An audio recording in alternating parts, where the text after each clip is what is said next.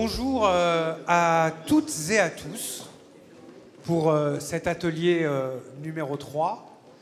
On va passer un petit moment ensemble avec, comme l'évoquait Valérie Fournier, la volonté d'interpeller le sens, la notion de mixité sociale à travers évidemment un certain nombre de sujets qui apparaîtront plus ou moins techniques, mais ça n'est pas l'objectif premier. Dans une période où la raréfaction de l'offre est historique, la difficulté financière de ceux que vous logez a rarement été aussi forte, du fait certes de l'inflation, mais aussi d'un certain nombre d'autres maux. L'objectif est d'interroger la notion de votre point de vue, de là où vous êtes, de par vos fonctions, de par votre expérience. Deux rapporteurs à nos côtés illustrent, avec une expérience non discutée dans le secteur, évidemment. Je salue au premier rang Maryse Pratt, qui est présidente de la CG2LS, mais aussi présidente de la commission Attribution et Cohésion sociale. À ses côtés, Jean-Pierre Choël, directeur général de Promocil, mais aussi secrétaire général des ESH.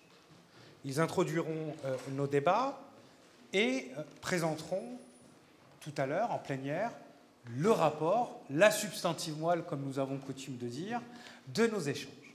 À nos côtés aussi, et je la salue chaleureusement, elle est en première ligne comme souvent, mais encore plus aujourd'hui, en faisant entendre la voix de tous ceux qui appellent aujourd'hui à ne pas seulement constater une crise du logement, mais à en réaliser ce que sont les conséquences pour le tissu social, la cohésion sociale, la nation et pour les familles. La présidente de l'Union sociale HLM, Emmanuelle Cos. Nadia Bouillet aussi avec nous. Bonjour Nadia, directrice générale d'Action Logement Groupe. On a évoqué tout à l'heure les travailleurs de première ligne, on aura l'occasion d'y revenir. Serge Bossini, directeur général de l'Ancols. Bonjour Serge. Patrick Haddad, maire de Sarcelles. C'est un plaisir aussi de te retrouver. Et la voix aussi des locataires, des usagers, pourrions-nous dire. David Roussel, secrétaire général de l'association Force ouvrière consommateur, excusez-moi, ainsi que Romain Biessy, secrétaire confédéral Habitat pour CSF. Avant de commencer, partager avec vous peut-être une introduction un petit peu culturelle. Il m'arrive quelquefois de rompre avec finalement l'automatisme de la vidéo en ligne lorsque j'essaie de faire une soirée cinéma avec ma petite fille. Et il nous arrive d'aller à la bibliothèque municipale à Montreuil et de prendre des DVD. Alors, il n'y en a plus de lecteur cassette, mais des DVD. Et récemment, on a dit, tiens, on va essayer de lui faire découvrir Truffaut. Et il y avait ce film sorti en 1976, réalisé en 1975, L'Argent de poche. Dans ce film, L'Argent de poche, qui se déroule à Thiers, il y a 2 immeubles de logement social où vit la quasi-totalité des acteurs et des personnages de cet excellent film qui a été nommé au Golden Award, quand même. Je tiens à le rappeler, un vrai succès d'estime à l'époque, avec 1 800 000 téléspectateurs en France. À l'époque, on n'était pas 75 millions en plus, donc vous imaginez l'impact. Dans ce film, l'instituteur vit dans l'un des 2 immeubles HLM. Dans ce film, le commissaire vit dans l'un de ces 2 HLM. Dans ce film, encore, un salarié du privé qui refuse de mettre la pièce dans la petite boîte dont se servent certains élèves pour la caisse de l'école parce qu'il considère qu'on paye déjà trop d'impôts, habite dans cette structure de l'habitat social. Petite anecdote aussi, l'instituteur qui est joué par Jean-François Sevenin, avec cette tirade formidable à la fin autour du droit des enfants, où il propose que les enfants aient le droit de vote, peut-être qu'on prendrait plus en considération ce qu'ils ont à dire, on le voit aménager son logement et refaire la peinture, la tapisserie, etc., au moment où il est nommé dans l'école. Ça rappelle quelques débats autour de la loi égalité et citoyenneté sur les attributions pour un certain nombre de membres de la fonction publique. Alors certes, c'est à Thiers, certes, c'est en 1975, et petite anecdote aussi, un autre personnage qui est le petit Julien Leclou, qui, lui, est présenté comme un cas social, n'habite pas dans le logement social. Lui, il habite dans un bidonville à l'extérieur du logement social. Une photo, une vidéo, une part de ce qu'a été le logement social dans ce pays, mais quand on parle avec les anciens, à Montreuil, dans d'autres endroits de France qui sont dans le parc social, ils vous disent que c'était pas comme ça avant. Et souvent d'ailleurs, dans vos associations, certains des représentants, certains des élus sont quelquefois des instituteurs à la retraite, mais il n'y a pas de jeunes instituteurs aujourd'hui. Bref, une illustration parmi d'autres des débats que nous pourrons avoir. Ceci partagé, je vous laisse la parole, en commençant par vous, Jean-Pierre Choël. Vous aviez cette phrase il n'y a pas si longtemps, publique, en évoquant la mixité sociale. Vous disiez c'est peut-être la nécessité et l'urgence de produire une qualité d'adresse accessible à tous. Peut-être commencer par là. On vous écoute et puis ensuite nous écouterons Marie Sprat pour l'introduction de cet atelier. Je vous remercie toutes et tous. Merci beaucoup. Le commissaire de police, il n'y avait peut-être pas de plafond de ressources à l'époque. Bonjour à tous. Réussir donc les défis du logement abordable. Quelle politique de mixité et de cohésion sociale en matière de logement? Avec les collectivités locales, les organismes de logement social sont en première ligne en matière de cohésion sociale sur les territoires. Ensemble, nous sommes depuis de nombreuses décennies à l'action sur beaucoup de politiques publiques. Être bien logé, c'est important, Valérie Fournier l'a dit, on vient de le redire. Être bien logé, c'est important parce que être bien logé, c'est être protégé. Être bien logé, elle l'a dit, c'est pouvoir se projeter dans la vie. Le logement protège dans une société clivée actuellement. Et une bonne politique du logement lutte contre l'isolement, les fractures sociales, le communautarisme. Le logement fait partie de ce que Jacques Attali nomme l'économie du vivant. Il ne saurait aujourd'hui et demain y avoir de vivre ensemble qui ne soit enraciné chez un chez-soi de qualité et protégé. À ce titre, permettez-moi de vous déposer un premier apport à ce groupe de travail, qui est le rapport du Fonds d'innovation sociale de la Fédération des ESH, qui illustre particulièrement bien comment les ESH traitent de toutes ces aménités que sont le traitement du bien vieillir, la lutte contre l'isolement, la solidarité, la facilitation de l'aide à l'emploi.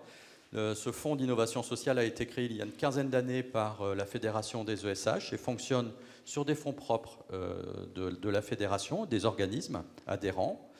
Et vous y trouverez l'illustration parfaite de cette notion de qualité d'adresse que nous sommes à plusieurs à développer et à porter. Alors, qu'y a-t-il derrière cette qualité d'adresse, pour reprendre et faire le relais un petit peu avec ce que vous avez évoqué? C'est que nous sommes souvent l'endroit où nous habitons, et encore plus pour certains que pour d'autres. Et quand cet endroit où nous habitons, il n'est pas beau, on est regardé comme étant à l'image de l'endroit où on habite. A contrario, et c'est notre responsabilité, quand la qualité d'adresse est belle, les autres nous regardent différemment en fonction de l'endroit où l'on habite. Mais si ça ne s'arrêtait que là, non, ça ne s'arrête pas là. Nous-mêmes, on se regarde en fonction de l'endroit où on habite.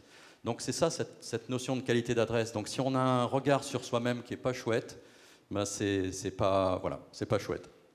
Tandis que si nous, bailleurs, produisons une qualité d'adresse, eh bien, il y a toute la dynamique positive qui peut se remettre en route. Et donc, vous trouverez dans ce rapport toute la pertinence qui vous est mise à disposition aujourd'hui.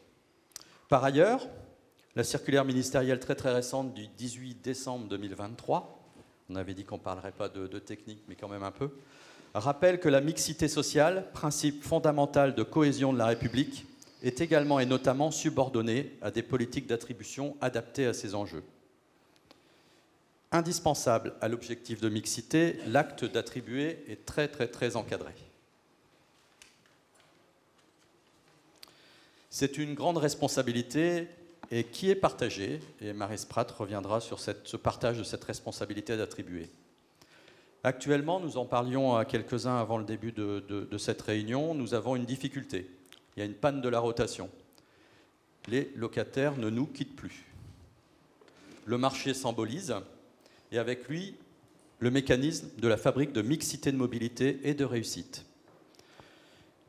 Je pense que M. Bossigny reviendra sur les chiffres peut-être de la rotation, mais en 2023, moins de 400 000 attributions nouvelles pour un parc de 5 millions de logements, et les chiffres varient selon les organisateurs ou selon le ministère, 2,6 millions de demandeurs de logement, et ça augmente.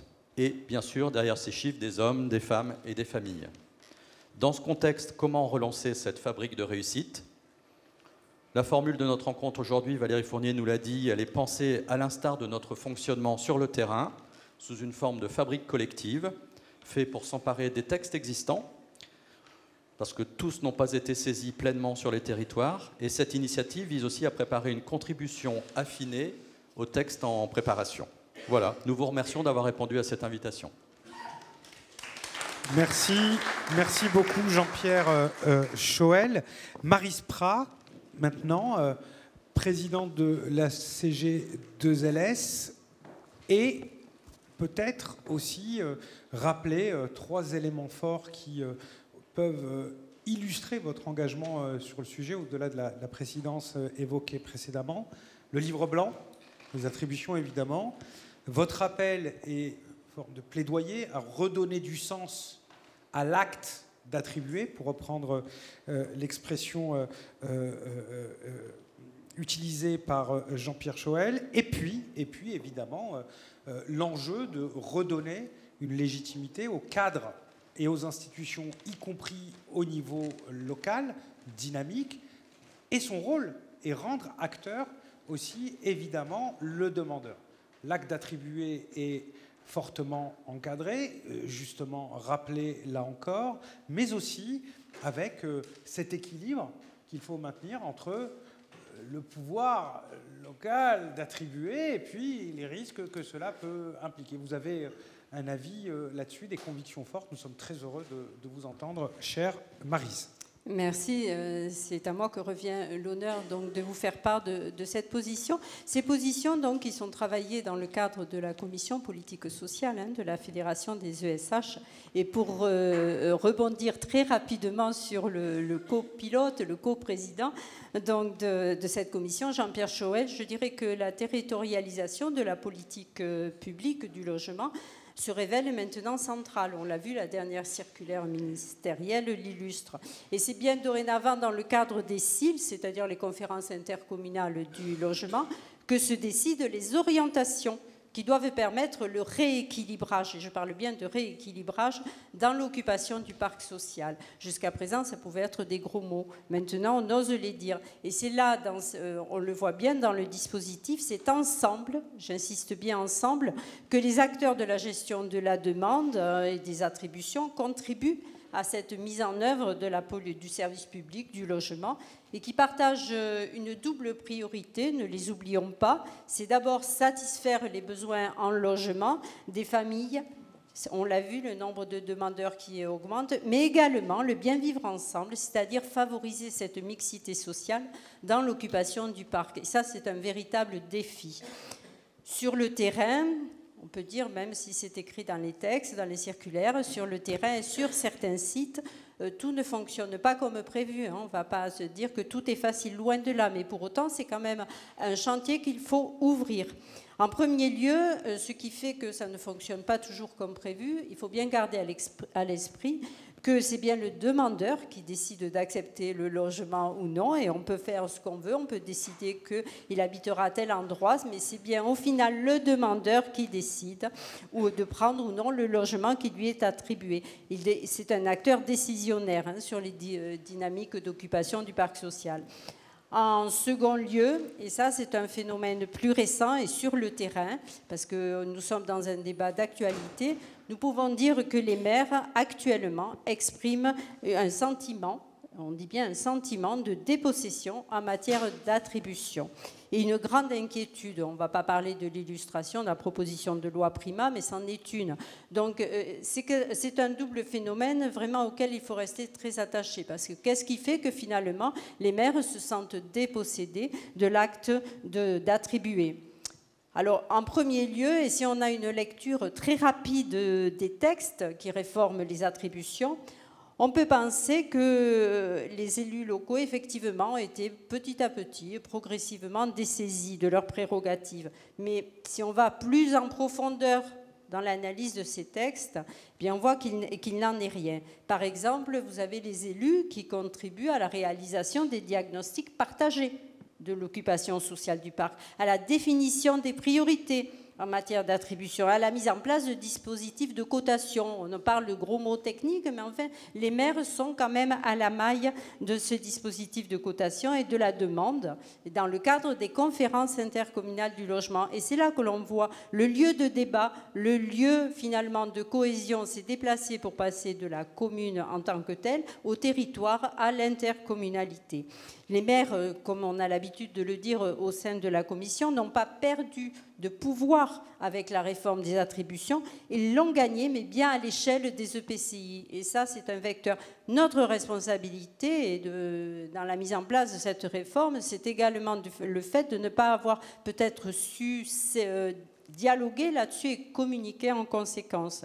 Parce que malgré tout, on ne peut pas nier ce sentiment de dépossession des maires qui est exprimé. Et il faut se poser la question de savoir pourquoi ça ne fonctionne pas. Moi, en premier lieu, et alors là c'est un avis aussi personnel, mais qui a été porté à travers la commission, je dirais qu'il a été très difficile d'éviter l'écueil de la technicité. Donc sur le territoire, eh bien, on a présenté cette réforme comme une réforme. Alors vous comptez les contingents, vous comptez les conversions, les ceci, mais c'est pas ça. Cette réforme, avant tout, et on n'a pas assez communiqué par cet angle d'approche, cette réforme, c'était l'ouverture d'un dialogue au niveau du territoire, et non pas d'abord les techniciens qui relayaient aux élus. Et le fait d'avoir pris, me semble-t-il, je dis bien, le fait d'avoir pris la réforme par le mauvais sens fait que finalement, les élus n'y comprennent plus rien, et on peut comprendre qu'ils soient dépossédés de l'acte d'attribuer si on l'analyse en ce sens. Pour autant, on ne va pas laisser faire comme tel. Il y a des moyens, on peut y remédier. Il faut tout entendre, il faut écouter tout le monde, l'ensemble des acteurs, et on peut y remédier. Donc plus que jamais, les élus et les organismes doivent travailler ensemble pour expliquer un petit peu, optimiser les participations aux instances partenariales. On a vu les élus qui envoyaient leurs techniciens de l'attribution, tout ça. C'était pas ça. D'abord, il fallait commencer par définir politiquement qu'est-ce qu'on voulait sur les territoires. Et là, on retrouvait aussi bien les problématiques d'accueil des publics prioritaires, quels qu'ils soient, d'accueil des salariés, d'accueil de tout ce que vous voulez, les fonctionnaires, tout ce que vous voulez. Mais quel est le diagnostic sur notre territoire? Quels sont les besoins que l'on a effectivement en fonction des caractéristiques de ce territoire, et à partir de là, de quels moyens on va se doter pour mettre en place et répondre à la demande. C'est le cas, donc les moyens, ça peut être également la possibilité de définir les résidences à enjeux prioritaires, parce qu'on le sait, là aussi on a eu des concentrations. Alors moi je ne parle pas de public DALO, parce que je suis désolée, c'est pas parce que vous êtes DALO que ça... C'est quand on peut avoir un cumul de difficultés, que finalement ça peut affaiblir. Et il faut prendre en compte ces cumuls de difficultés, mettre en place les mesures d'accompagnement qui correspondent. Donc ensemble, il faut arriver à parvenir à la définition des résidences à enjeux prioritaires. Qu'est-ce que c'est ? Mais à l'échelle, toujours pareil, de l'intercommunalité. La dernière circulaire, Jean-Pierre en a parlé, la circulaire ministérielle du 18 décembre, rappelle bien les outils qui sont à la main des territoires pour tendre vers cette mixité sociale. Vraiment, c'est une synthèse qui est faite, qui est remarquable. Mais il est demandé au préfet, par contre, d'inviter les maires à se saisir des dispositions du CCH, et notamment d'appréhender la notion de mixité sociale. Alors là, on en parle pour les quartiers prioritaires de la ville, mais en creux, si vous définissez ça, à travers cette définition, vous traitez également de la mixité sociale sur les autres quartiers. Et notamment, ce qui est demandé dans cette circulaire, c'est la mise en place de cette conférence intercommunale d'attribution qui doit finalement synthétiser tout ce diagnostic, ses besoins et ses moyens mis en place. Cette commission, elle a vocation à être le lieu de la mise en place concertée d'un dispositif de commercialisation. À partir de là, dès l'instant où tout le monde sera d'accord, où tout le monde aura validé les éléments de travail et de projet politique à travers cette commission, mais derrière, les déclinaisons et les commissions d'attribution sur les territoires ne poseront plus question. En parallèle du sentiment de dépossession des élus, il ne faut pas oublier quand même que la loi, et c'est pour ça que la fédération s'est largement saisie du dossier, la loi renforce la responsabilité des bailleurs. On trouve des bailleurs qui ont vraiment une responsabilité accrue en matière de mixité sociale, d'attribution. À la fin, sont eux, non mais on veut bien, mais enfin, les bailleurs sont un acteur parmi tant d'autres. C'est ce qui a conduit la commission sociale de la Fédération des ESH à mettre en place des outils pour outiller les ESH. Et notamment en termes, je vous en parlais, de résidence à enjeu de mixité sociale, derrière, la Fédération a réfléchi à l'utilisation de l'IPS, ce que l'on appelle l'indicateur de position sociale. C'est un indicateur qui est utilisé au niveau de l'éducation nationale et qui pourrait... Bon, alors les travaux sont en cours, mais presque conclus, qui pourrait justement aider, et c'est un indicateur qui est validé par tous, qui pourrait permettre d'objectiver les attributions et accompagner donc les maires là-dedans. Mais comme le disait Jean-Pierre, qui dit politique d'attribution dit politique d'offre. Ça, on ne peut pas faire l'un sans l'autre. Il ne faut pas penser que seules les attributions vont régler les problématiques. Si on veut rééquilibrer, il faut une offre disponible. Et évidemment, une offre disponible abordable. Enfin, la Commission, j'en conclurai là-dessus, s'est attachée à l'esprit de la réforme dont elle partage l'objectif premier. N'oublions pas qu'à travers tout ça, il s'agit avant tout de renforcer le service rendu aux demandeurs de logement social et aux locataires HLM. En ce sens, c'est toujours la fédération qui a mis en place aux côtés donc de la commission politique sociale, une commission service qui est pilotée par Julien Paul et qui a pour feuille de route de mettre en lumière les nouveaux services qui pourraient être apportés par les ESH aux locataires HLM. Donc quand on voit tout ça, quand on voit pléthore de textes, tout ça, ce qu'on dit actuellement, donc, eh bien, finalement, et ma devise, vous la connaissez pour beaucoup d'entre vous, c'est faire d'un pépin une pépite, c'est-à-dire nous avons des obligations réglementaires quand même qui sont de plus en plus importantes, mais sachant les maîtriser, les utiliser pour ouvrir un champ de dialogue sur les territoires. Aujourd'hui, nous sommes, s'il y a ces rencontres qui sont organisées, nous sommes bien à une étape charnière, les dispositifs existent, on ne sait pas comment faire.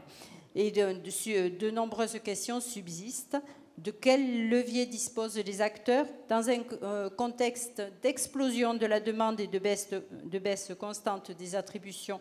Comment mettre en place des systèmes d'attribution objectivés et lisibles avec des priorités partagées? Comment satisfaire les demandes des ménages les plus en difficulté sans aggraver les phénomènes de concentration, de situation de pauvreté? On parle de mixité sociale, de droit au logement, de public prioritaire, de logement des différents publics. Comment trouver le juste équilibre et comment accroître finalement la capacité des bailleurs à loger tout le monde et à sortir des situations de mise en concurrence? Ce sont bien ces sujets qui vont être abordés lors de cette table ronde pour dresser les constats et dessiner des pistes d'action. Je vous remercie. Merci. Merci à vous, Madame la Présidente. Tout de suite, et peut-être sans transition, avec Emmanuel Cos, car on évoque ici quand même beaucoup de choses, notamment ce sur quoi vous avez terminé. J'ai vu Emmanuel Cos aussi en partie réagir à cela, mais mixité sociale souvent rime avec une certaine mixité fonctionnelle, entre guillemets, dans la possibilité d'apporter un certain nombre d'aménités, de services, et aussi un quartier qui rend fier, une qualité d'adresse, comme vous disiez précédemment, Jean-Pierre Choël. La réglementation, la circulaire aussi du 17 décembre, tu ne l'as pas lu, sur notamment les... Mais en même temps, c'est vrai que l'humeur et l'ambiance actuelle autour de la norme et la réglementation, nous, on est quand même au quotidien dans ces sujets, d'accord ?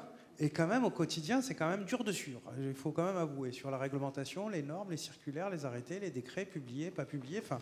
Et là, on est quand même avec des spécialistes qui font ça toute la journée. Et je le dis en toute humilité. Nous, chez Newstank, on suit ça au quotidien. Et des fois, au bout de 15 jours, je me dis waouh, comment ils... On se demande ce que font les parlementaires.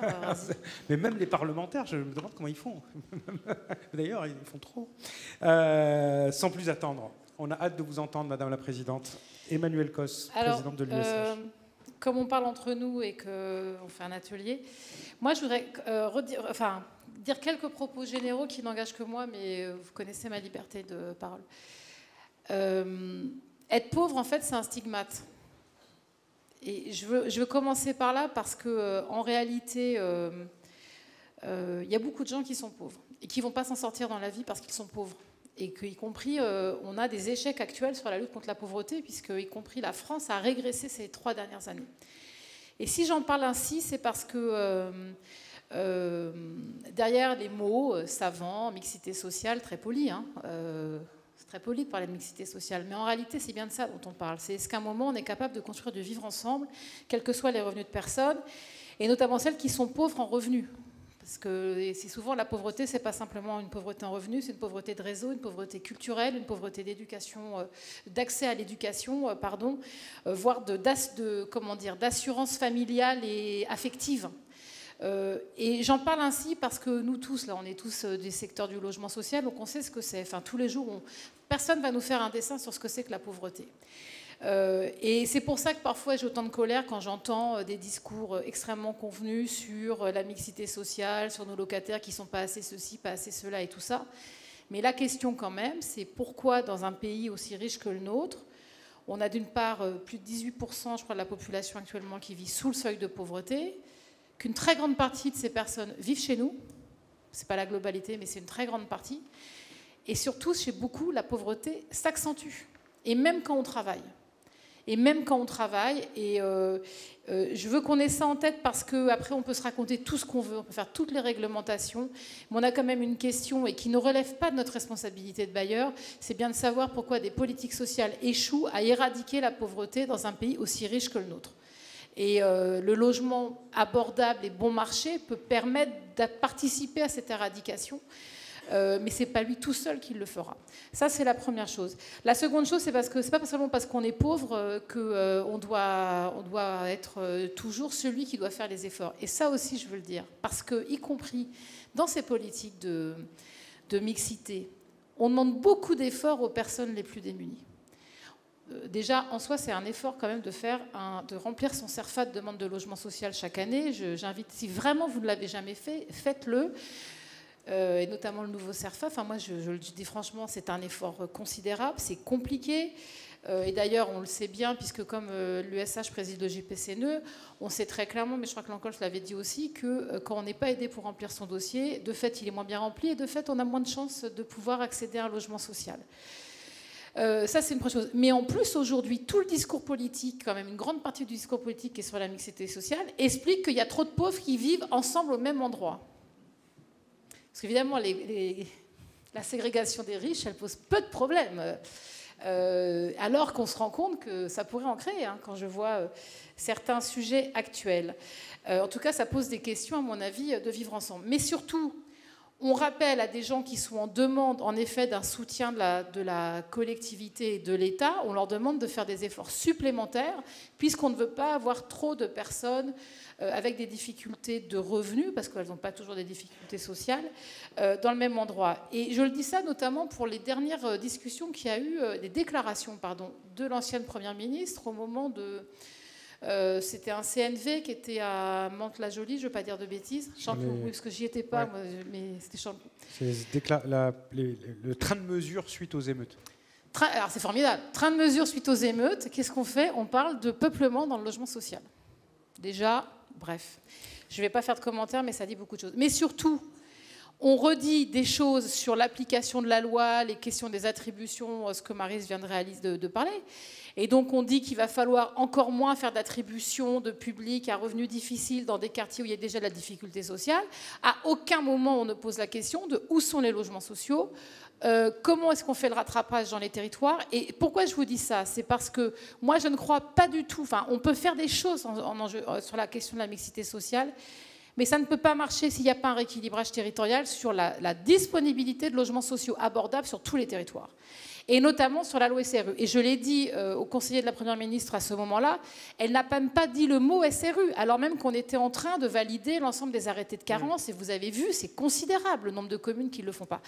Donc il me semble important de le dire, parce que, y compris nous, en tant que bailleurs, il faut qu'on ait vraiment conscience de ça. Parce que par ailleurs, on peut nous sortir des datas scientifiques sur le peuplement de nos immeubles et tout ça. On le sait tous, on a des immeubles où ça vit mal, et on a des immeubles où ça vit bien. Et ce n'est pas que corrélé à la question du revenu. C'est aussi lié à des questions de sécurité, de trafic, malheureusement, et des tas d'autres choses. Bon, ça, c'est la première chose. La seconde chose, c'est que cette question donc, de mixité sociale nous est à nous, bailleurs, principalement posée. C'est dans la loi. J'ai moi-même contribué avec Razi, d'ailleurs, qui était le rapporteur du texte de loi, et on s'est un peu engueulé à l'époque, mais sans rancune. Avec bienveillance. Exactement, sur la question des attributions, et j'y reviendrai. Mais vous voyez que cette question nous est posée en pensant que c'est le peuplement d'un quartier qui fait la mixité sociale.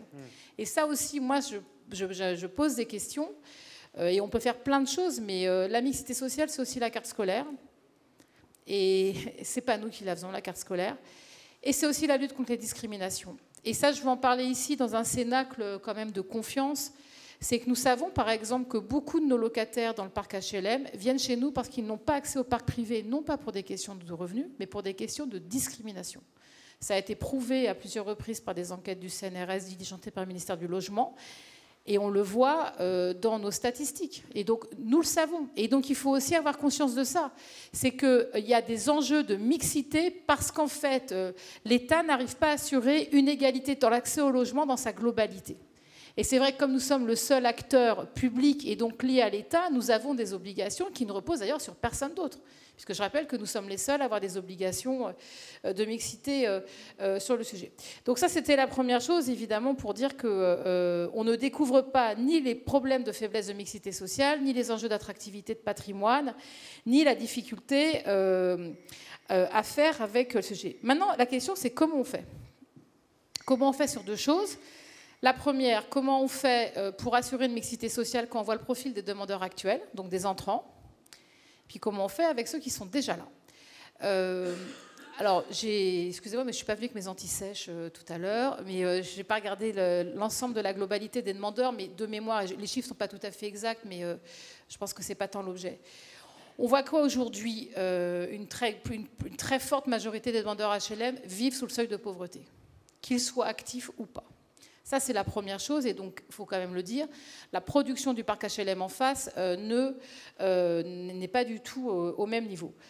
Seconde chose, et je le dis tout de suite, parce que j'avais regardé les chiffres en détail pour une intervention sur l'Île-de-France, quand on me parle du LLI, bien aidé, fortement produit actuellement, cela correspond, je parle là que pour l'Île-de-France, où nous avons les demandeurs les plus riches.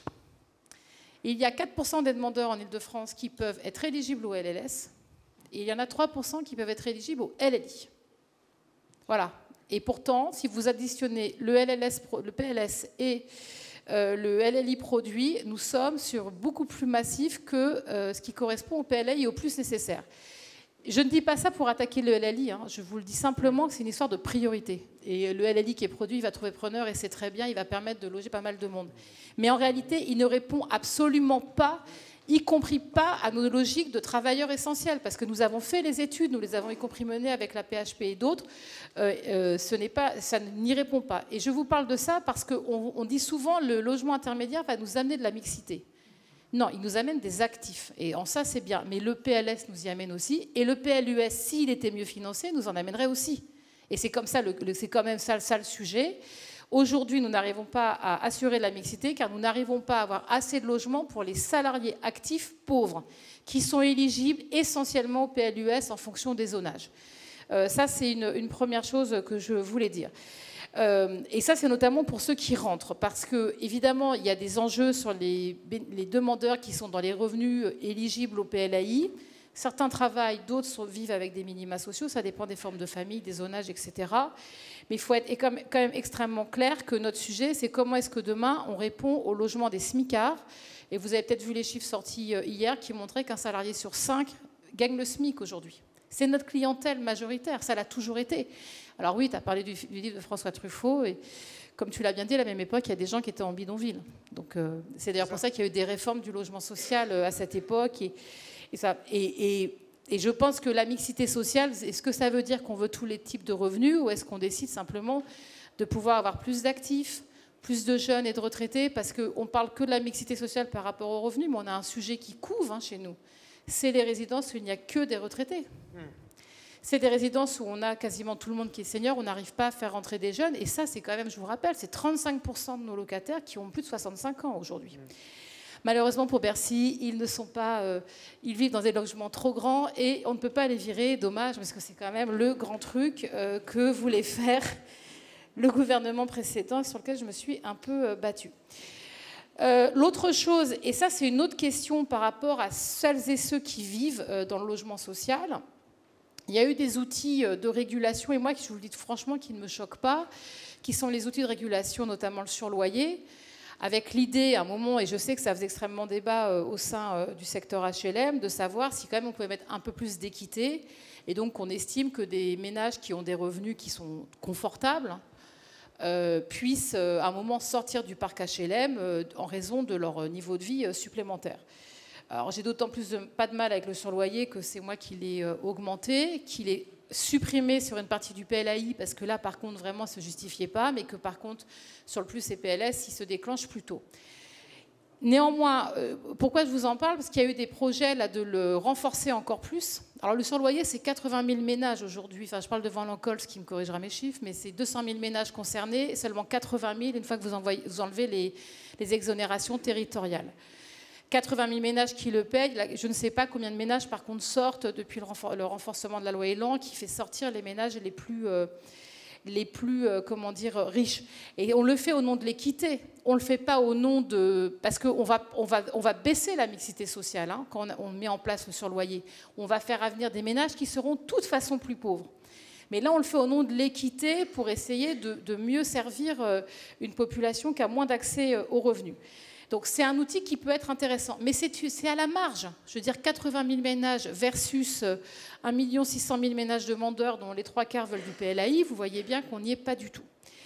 L'autre chose, et je pense qu'il faut aussi qu'on l'ait en tête, c'est que notre population de locataires, hormis ces difficultés sociales, on a des datas qu'on sort sur les seuils de pauvreté, la surreprésentation donc des ménages sous le seuil de pauvreté par rapport au reste du parc locatif et de la population générale, surreprésentation des familles monoparentales, surreprésentation des classes ouvriers et employées par rapport au reste de la population générale.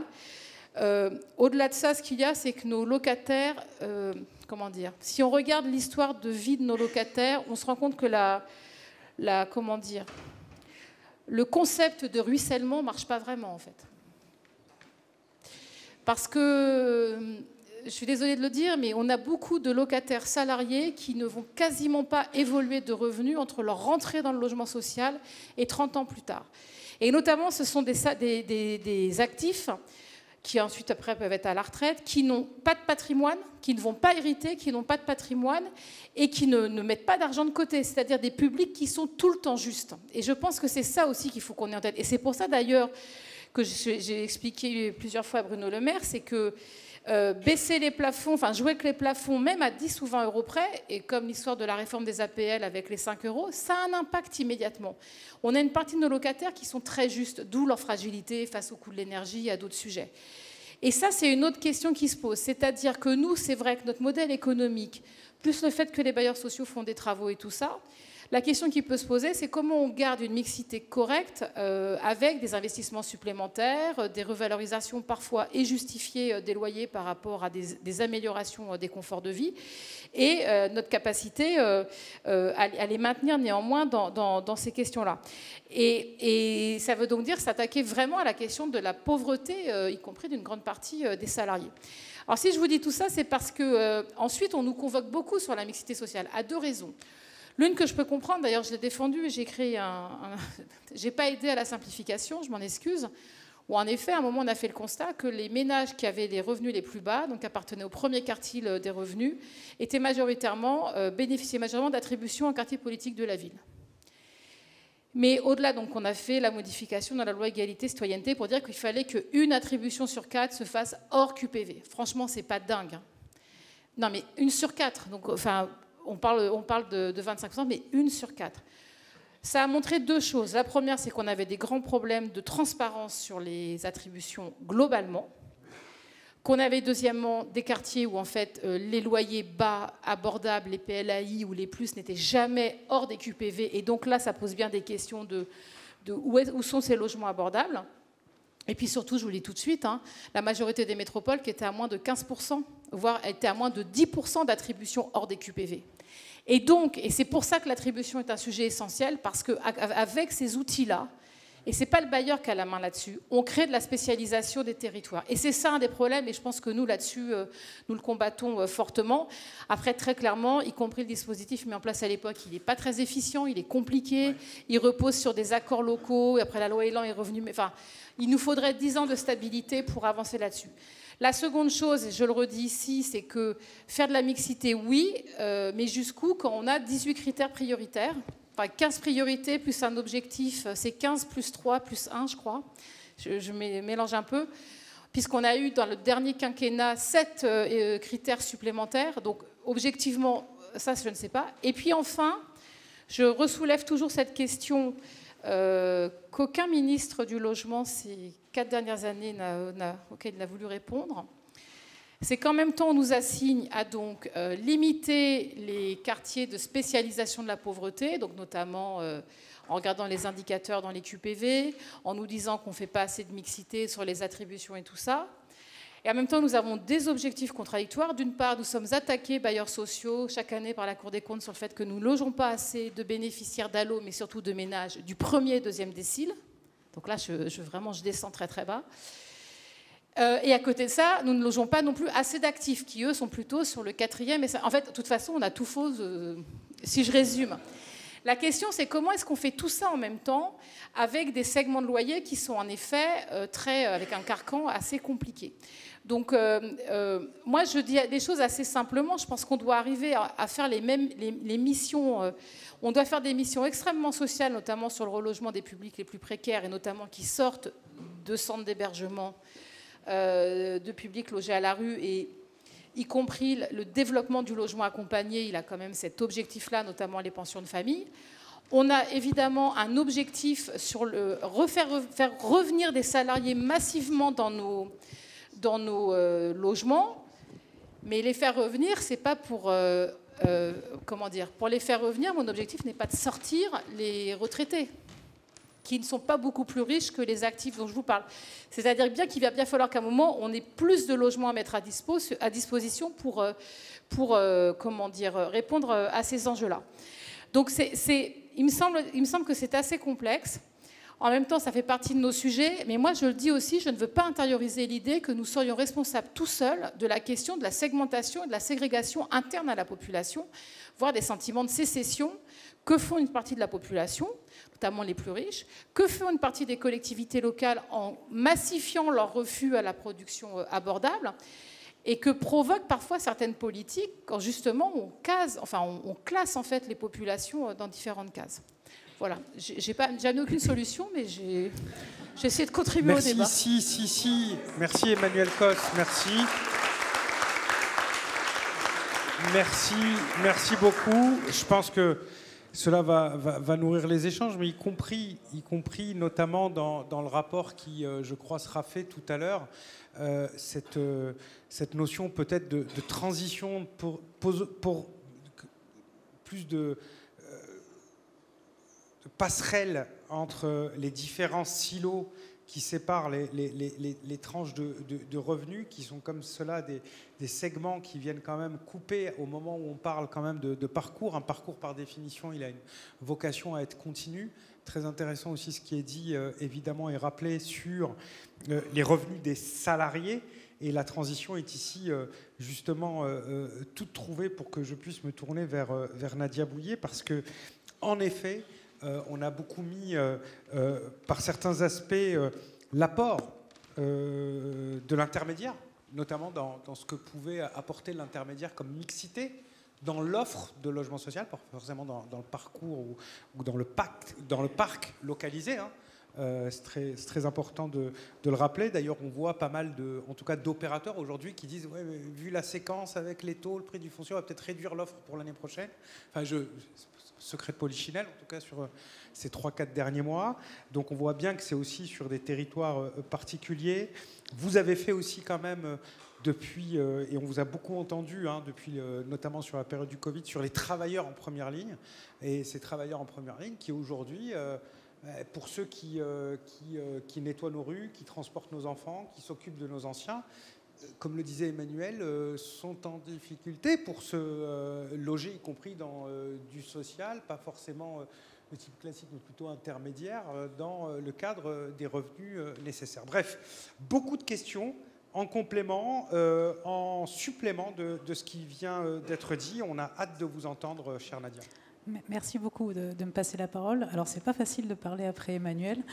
Je vais peut-être juste dire peut-être 2-3 choses qui peuvent paraître un peu simplistes, mais déjà la mixité sociale, c'est pas une notion facile. On la transforme facilement, mais pour nous, elle est dans les deux sens. Donc effectivement, elle peut s'entendre, voilà, de mettre des personnes un peu plus aisées dans des résidences qui sont très appauvries, ou justement de pouvoir, et tu en as très bien parlé, faire du rééquilibrage territorial, c'est-à-dire aussi pouvoir construire des logements très sociaux dans des endroits un petit peu plus aisés. Et on s'attache en tout cas chez Action Logement à être sur ces deux volets-là, quoi. C'est-à-dire, c'est tout le sens d'ailleurs de notre engagement pour le renouvellement urbain, pour pouvoir aussi encourager les salariés à revenir dans ces quartiers, et pas que les salariés les plus modestes dont tu parlais, mais aussi avec Foncière Logement, des salariés qui vont être plutôt à 150% des revenus moyens de la commune, qui vont venir habiter ces quartiers. Et ça, c'est très important pour se vivre ensemble. Donc, emmener des salariés dans ces quartiers-là, je pense, tu as très bien fait de reparler de la personne, que la pauvreté, elle est économique, elle est aussi celle des réseaux. Et c'est vrai que quand on est dans un quartier où on a des personnes qui travaillent, on va avoir peut-être plus de chances aussi d'accéder à l'emploi. Nous, on y croit beaucoup. Et puis, pouvoir construire des logements très sociaux dans des endroits où, là, les travailleurs les plus modestes, ils ne vont pas du tout pouvoir se loger. Donc cet effort, il se fait dans les deux sens, mais en même temps, il faut faire attention parce que ça ne se décrète pas. Et c'est un peu peut-être le message que je voulais passer ici, c'est que c'est vrai qu'on a passé notre temps à régir, créer des règles nouvelles, rajouter des contraintes. Et alors, je ne l'ai pas emmené, je regrette, mais peut-être que je pourrais le partager. J'ai un magnifique schéma sur les attributions. Et en fait, c'est kafkaïen. Et en fait, c'est là où c'est hyper dur parce que le citoyen, il remplit son CERFA, et je me souviens quand on avait fait le numéro unique, donc déjà c'était une avancée parce qu'on avait un seul numéro, mais il fait son CERFA et quelque part c'est déjà un effort, et il se dit on va s'occuper de moi. Mais pas du tout en réalité, malheureusement. Ça reste un numéro, et s'il n'y a pas une démarche, s'il n'y a pas les équipes d'Action Logement, si on n'a pas le service logement de la commune, ou alors si on n'est pas rentré dans un processus d'allo et qui est quand même long et compliqué, c'est vrai que son dossier, en fait, on ne va pas s'occuper de vous. Et c'est pour ça que nous, on prône beaucoup le logement choisi. Tu le disais, de toute façon, on ne force pas quelqu'un à prendre un logement. Donc c'est le sens aussi de la plateforme qu'on a créée, de pouvoir mettre en ligne nos logements sociaux pour que les demandeurs se positionnent, et ça augmente aussi quelque part les chances de faire une bonne adéquation offre et demande, mais ça ne résout pas le problème qui est celui du manque de logement. Et depuis 15 ans, on a géré ces priorités, on a rajouté des priorités aux priorités, mais en fait derrière, à la fin, il y a... Voilà, pas tout le monde est prioritaire, justement. Nous, c'est un point de vigilance parce que les travailleurs, ils n'étaient pas dans ces priorités. On parle d'eux maintenant un peu plus des travailleurs essentiels, mais c'est vrai que dans la gestion actuelle des files d'attente, moi, je me permettrai de porter cette parole aujourd'hui, de dire il faut qu'on se soucie de ces travailleurs pauvres davantage que ce qu'on a fait jusque-là. Et il faut aussi produire des logements pour eux. Et l'offre intermédiaire, c'est pas forcément pour les travailleurs les plus pauvres, mais tu parlais de quelques pourcents sur la demande globale. Sur la demande de notre plateforme, c'est un peu plus, c'est plutôt 8-10% par rapport aux salariés, donc parce qu'il y en a une partie d'entre eux à qui ça répond. Et s'ils peuvent entrer en intermédiaire, peut-être que il va falloir, ça laissera un peu plus de place dans le logement social pour les autres travailleurs, mais aujourd'hui, on n'a pas assez d'offres abordables, et là, c'est collectivement qu'on souffre de ça, parce que nos équipes, elles sont toutes en première ligne pour loger. Et quand on voit un taux de rotation qui a baissé de 2 points, quasiment 1,7 en Ile-de-France, c'est plus qu'une année de production, en tout cas de logement. Donc on a un souci vraiment majeur. Et donc là, il y a une relation finalement entre cette gestion des priorités qui forcément nous amène à devoir assumer un peu plus les priorités. Donc nous, on pousse ce côté, les travailleurs doivent être prioritaires, mais c'est vrai que il y a les systèmes de cotation qui se mettent en place, qui sont complètement imparfaits et même assez dangereux. Tu parlais tout à l'heure aussi du désarroi des maires, qui disent finalement il faut qu'on nous redonne, et j'aimerais entendre certains d'entre vous dire est-ce que vous voulez vraiment qu'il y ait 100% des attributions décidées par le maire? Moi je trouve que c'est hyper dangereux dans une période actuelle de pression très forte sur le logement social, que la collégialité elle est importante, mais cette collégialité, plutôt que rajouter des obligations, il faut plutôt qu'on se redonne les outils locaux en s'appuyant sur ces contrats locaux pour qu'on puisse travailler, comme on sait le faire heureusement, mais à identifier les problématiques locales et du coup à identifier, se mettre d'accord collectivement tous les réservataires sur comment on va gérer cette file d'attente et le dire, l'expliciter aussi et l'assumer. Et c'est pas forcément le plus facile. J'ai pas les réponses, mais je pense qu'une des réponses, c'est quand même aussi la mobilité dans le parc HLM, qui est un vrai enjeu. 33% des demandeurs ont déjà un logement social. Je pense que là aussi, on peut faire mieux que ce qui est fait aujourd'hui pour que les parcours dans le logement HLM puissent être plus fluides. Et là, on peut se dire qu'une personne qui bouge, elle va aussi libérer son logement, donc ça fera 2 attributions. Donc il faut qu'on trouve toutes les façons d'arriver à favoriser aussi cette fluidité des parcours au sein du parc et à aller encore plus vers de la demande choisie, quitte à assumer. Et c'est pas facile, nous on le voit, parce qu'on a un logement qui est mis en ligne, on a systématiquement, dans certains secteurs, 100 demandeurs qui arrivent sur ce logement. Donc c'est pas du tout simple, parce que derrière, cette transparence, elle crée d'autres problèmes, mais elle permet aussi peut-être d'expliquer les choses et puis de satisfaire un peu plus de monde. Et le échanger habité qui est mis en place, par exemple, c'est aussi des démarches positives de pouvoir échanger son logement, parce qu'on va réussir à remettre le demandeur dans une sorte de capacité d'agir. Mais ça ne peut être que transitoire, et on ne peut pas se contenter, à mon avis, de ça. Il faut le faire dans une période où on a la perspective d'avoir une offre beaucoup plus importante qui réponde à la demande. Donc je ne vais pas prolonger, parce que je ne voudrais pas prendre toute la parole et vous écouter, mais en tout cas, voilà, si on peut remettre les travailleurs essentiels au cœur du dispositif, on sera collectivement gagnant. Merci. Merci Nadia. En plus en sus de ce qui a été évoqué par Emmanuel Cos, cette convergence, à travers, évidemment, avec une carence de l'offre. Je ne dis pas qu'il est illusoire de parler de mixité, mais néanmoins, c'est un débat qui apparaît quand même beaucoup plus difficile, ou en tout cas qui est difficilement appréhendé avec des solutions. Il n'en demeure pas moins qu'on voit quand même un certain nombre de solutions, en tout cas de façons de faire, qui sont évoquées. D'ailleurs, dans le livre blanc sur l'attribution, cette notion à la fois de transparence et de dynamique dans le parcours est aussi clairement évoquée.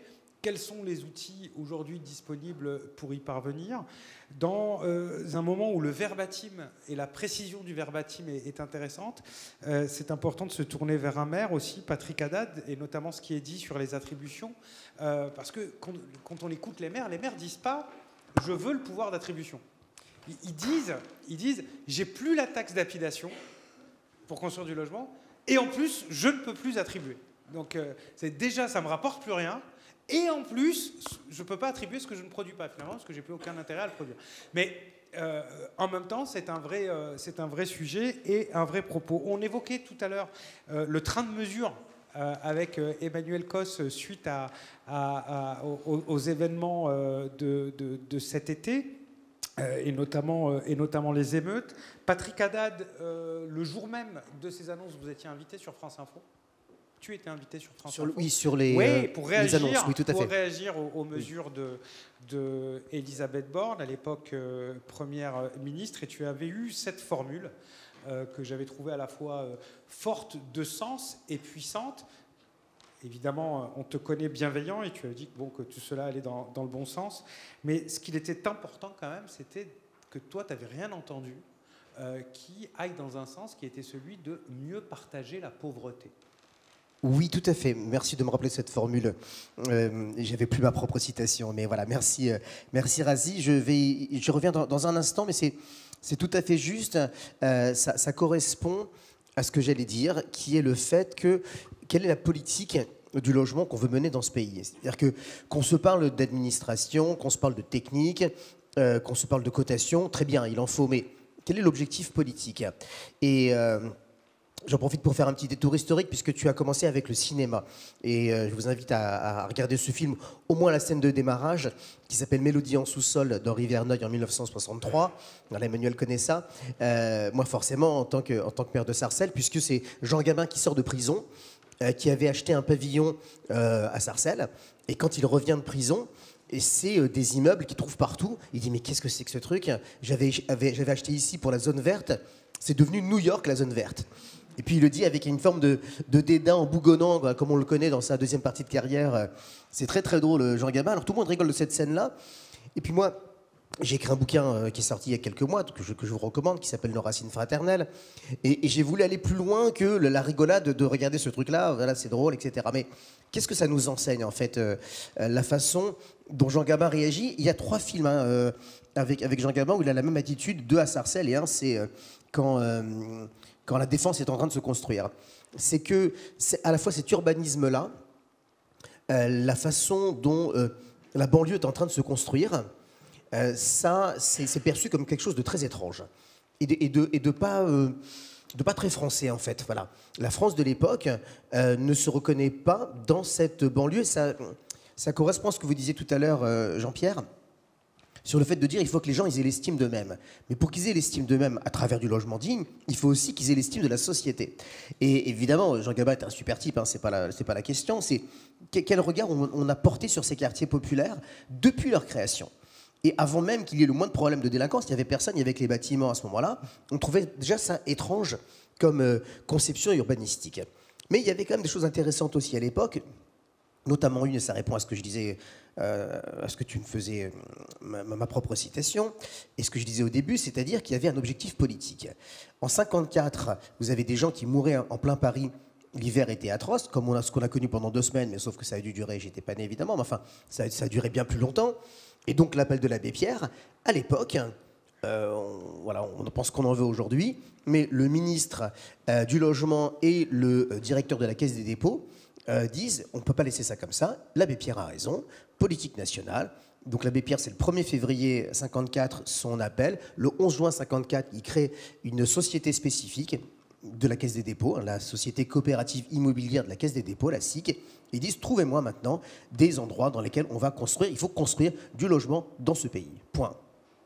Ils identifient des terrains, ils tombent sur Sarcelles par hasard. Je vous fais la version courte, hein, vous avez la version longue dans mon livre et dans plein d'autres documentaires. Et 54, donc 11 juin 54, ils achètent des terrains dès la fin de l'année et ils commencent les travaux en 55 et les premiers habitants arrivent en 56. Et ils construisent sur 20 ans 12 500 logements, que à Sarcelles. Hein. Donc ils le font dans une dizaine d'endroits. Et plutôt pas mal d'ailleurs, avec une ambition à l'époque qui n'est pas de dire on va vous mettre là où on peut, ce sera toujours mieux que vos bidonvilles, c'est on va vous faire la ville de demain. Donc on veut, et c'est vrai qu'il y a des bâtiments qui sont quand même remarquables et qui tiennent beaucoup mieux ceux qui ont été construits il y a 70 ans que ceux qui ont été construits parfois il y a 20 ou 30 ans. Et c'est cette ambition-là avec laquelle il faut renouer. Peut-être que la méthode doit être différente, mais l'ambition, elle était là. Et d'ailleurs, le maire de l'époque, paix à son âme, il n'a pas eu son mot à dire.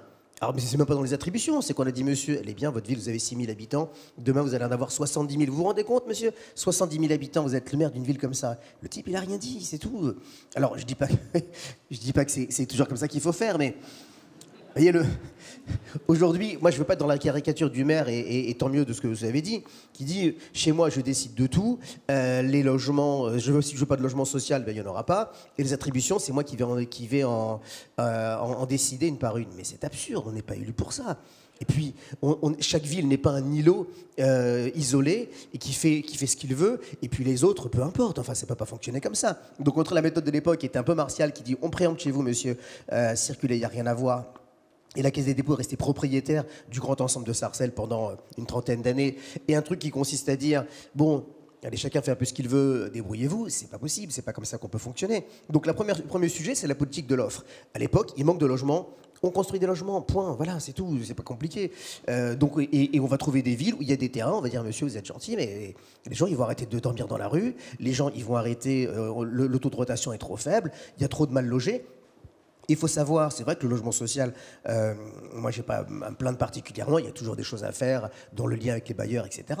Vous avez du sous-logement social qui est le logement privé dégradé, qui est une catastrophe. Enfin, nous, on fait ça avec le préfet, on y va régulièrement pour traquer des marchands de sommeil. On voit la misère du monde. Vous sortez de là, vous y arrivez, il est 6 h du matin, vous passez une mauvaise semaine. Hein. Et tous les gens qui sont dans ces logements, alors qu'ils ne sont évidemment pas éligibles, non seulement parce qu'ils ont du mal à remplir un CERFA, mais souvent ils n'ont pas de papier, ils n'ont pas de contrat de travail, et ils travaillent tous.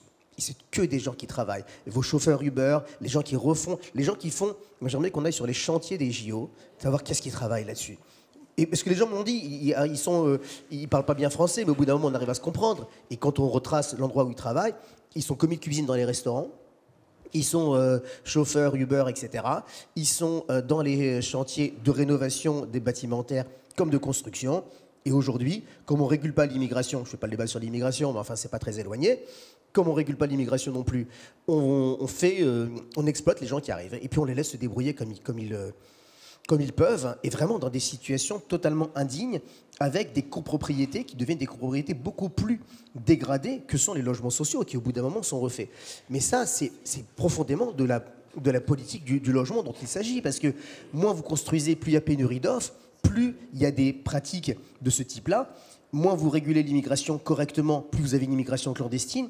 Et c'est ça qui a changé par rapport à cette époque que je racontais, qui n'est pas forcément une époque d'or. Il y avait des bidonvilles, il y avait plein de choses qui n'allaient pas, le droit des femmes, etc. Je ne vous dis pas tous les sujets, mais il y avait quand même cette volonté d'avoir une politique nationale cohérente dans laquelle il y avait un problème de logement, on crée une offre de logement.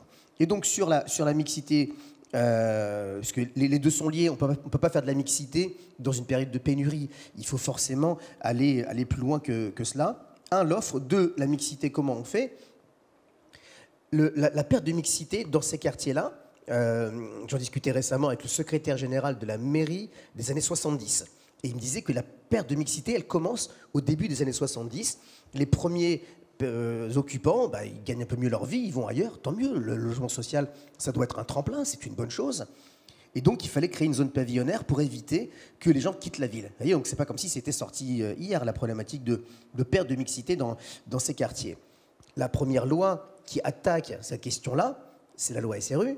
Elle vient en 2000. Vous voyez, donc on met entre le moment où localement on se rend compte qu'il y a une perte de mixité dans ces quartiers et le moment où on légifère, il se passe 30 ans. Vous voyez, là encore, la volonté politique, à quel moment on se dit, il y a un sujet, on fait une loi, on met les moyens et on avance.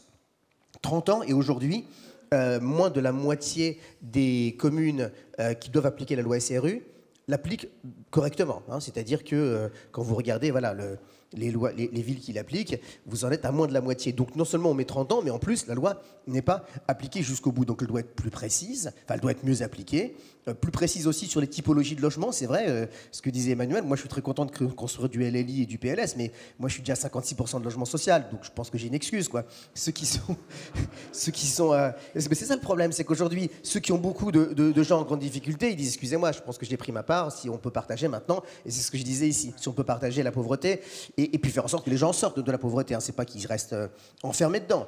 Voilà. Mais vous avez des maires, je dénonce personne, hein, mais regardez les programmes électoraux des uns et des autres, qui se font élire sur la promesse de ne jamais accueillir de pauvres chez eux, ni d'immigrés. C'est comme ça que ça se passe. Voilà. Donc le jour où on dit monsieur, vous êtes gentil, mais ici c'est en République française, il y a des principes à respecter, et donc on fait en sorte que non seulement vous ayez une loi SRU applicable, et qu'en plus, vous ayez aussi du PLAI, du plus, etc. Voilà, mais c'est aussi simple que ça. Alors après, il faudra tordre le bras à quelques personnes, mais soit on a la volonté politique de résoudre des problèmes concrets qui se posent, soit on se dit, c'est chacun dans son coin qui va régler le problème, et il se passe ce qui se passe aujourd'hui, c'est-à-dire 5% des communes en Ile-de-France concentrent 50% du logement social. C'est ça la réalité. Et après on se dit, il y a 2 France, c'est compliqué. Ben oui, je vous dis, moi, les gens ils sont super pauvres, ils sont relégués dans les mêmes quartiers, on les regarde mal, on considère que tous les maux de la société c'est de leur faute. Ben oui, si on ne commence pas par travailler sur les inégalités, avoir un regard différent sur l'autre, rééquilibrer le logement social dans ces quartiers-là, en plus de produire du logement, si on ne fait pas tout ça, on aura toujours tous les problèmes que l'on a aujourd'hui. Donc ça commence par la volonté politique, c'est l'offre, c'est des outils efficaces en termes de mixité sociale, c'est la capacité de l'État, à travers les préfets, tout simplement, de faire appliquer les principes que les maires ne veulent pas appliquer parfois. Et c'est vrai que je terminerai par ça, et je reviens sur mon anecdote du départ. À l'époque, c'est la Caisse des dépôts entièrement qui peuple Sarcelles. Le maire, il n'avait rien à dire sur rien, mais encore moins sur les attributions, évidemment. Et pourtant, la ville était très mixte. Donc il n'y a pas de corrélation entre les deux. Qu'on soit associé, c'est normal, bien sûr. On sait un certain nombre de choses, très bien. On ne va pas être dépossédé complètement de cette compétence, ce serait absurde. Mais la ville était très mixte parce qu'on avait une période de plein emploi, des gens qui travaillaient, des réservataires. On avait beaucoup de fonctionnaires à Sarcelles, des gens qui ont réservé, les ministères réservaient des logements à travers des contingents qu'ils avaient. Et ça a fait une vie sociale intéressante. Souvent, on me dit, mais pourquoi Sarcelles, les émeutes, par exemple, beaucoup moins de problèmes que dans d'autres villes. Alors, effectivement, on n'est plus dans les années 70, mais il est resté quelque chose d'une vie sociale, parce qu'on parlait de vivre ensemble, etc. Quand vous avez des gens qui viennent d'un peu partout, quand vous avez une politique qui a été menée intelligemment, un urbanisme qui a été bien conçu, la qualité du logement, même 50 ans, 70 ans après, si on continue de mener des bonnes politiques, on arrive à faire des choses intéressantes. Mais aujourd'hui, il y a besoin d'une politique nationale beaucoup plus offensive, claire, redistributive que ce qu'elle est aujourd'hui. Merci. Merci Patrick Haddad, maire de Sarcelles. Et ce qui m'inspire d'ailleurs une autre anecdote, parce que je crois que ce qui serait peut-être formidable de faire comme travail, ce sont les anecdotes de la mixité sociale. Puisque lorsqu'on discute avec les uns ou les autres, locataires, élus, bailleurs, fonctionnaires publics qui vous disent voilà comment c'était dans les années 70, comment c'était dans les années 90, et qui vous racontent des histoires particulières sur un certain nombre de parcs, on se rend compte à quel point, quelquefois, nos analyses pourraient gagner en finesse. Et j'ai celle-ci d'un quartier HLM de Toulon, que j'ai bien connu, où on disait mais pourquoi il n'y a que des personnes d'origine maghrébine dans ce quartier, alors qu'il n'y a jamais eu de décision, pour le coup, de mettre exclusivement... Et je voulais comprendre le phénomène, donc en discutant de près avec les gens. Parce qu'avant, il y avait des Italiens, il y avait des gens d'origine italienne, portugaise, qui habitaient là. Donc on voulait comprendre comment ça s'est passé. Il n'y a pas quelqu'un dans son bureau qui a dit bon, on va sortir tous ceux qui sont d'origine italienne et portugaise et on va mettre que des Tunisiens, des Algériens, des Marocains. C'est pas comme ça que ça s'est passé. Donc, comment ça s'est passé? Et le phénomène est très intéressant à analyser.